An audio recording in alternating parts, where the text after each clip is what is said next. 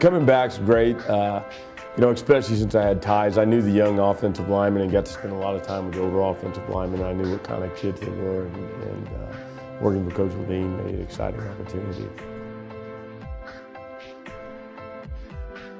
What was tough is that, I was coaching at Tarleton last year, and I knew there would be TV games, I'd be on the road and I couldn't catch it.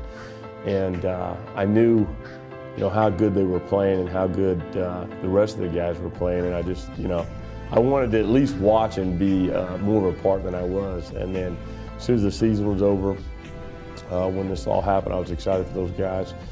And then the big change happened with Coach Summerlin going to A&M, and then Coach Levine called. It was like, oh man.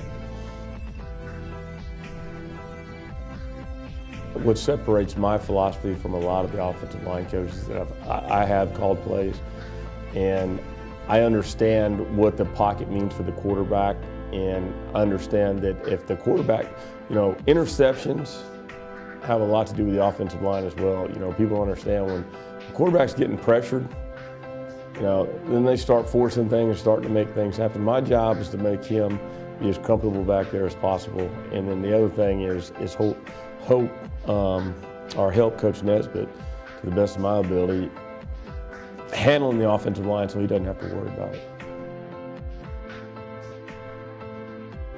I've been very fortunate. I've coached in the state of Texas my entire career. I played high school football here.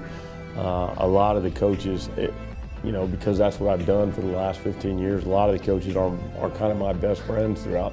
And it's a chance to go see my guys and visit with them, and then they let me know and help me out. And I think it's a blessing, to be honest with you. My wife asked me one thing when I started coaching, just stay in Texas, and we've been very lucky. It's my home, it's my area, it's the state of Texas, and it's what I know. No disrespect anywhere else, but when you're not from Massachusetts and you have to go in and recruit in Massachusetts, it's just different. I've got a wonderful wife. I don't know why or how she's stuck with me. When we first met, I had a choice to stay in the Marines or coach, and she chose coaching. I don't know. I'd be retired 5 years ago if we went the other way. I don't know if she made the right decision, but I have a 9-year-old little girl who's the light of my life. That's why I commute a little bit to make sure that she drives. And then a wild 6-year-old little boy who I hope is nothing like his daddy when he grows up. Really, 2 F's, football and family. And that's it. No golf. And if I'm away, I'm usually thinking about football. And the only time I'm not is when I'm with my family. And we like to go on little vacations and do things as a family, and that's about it.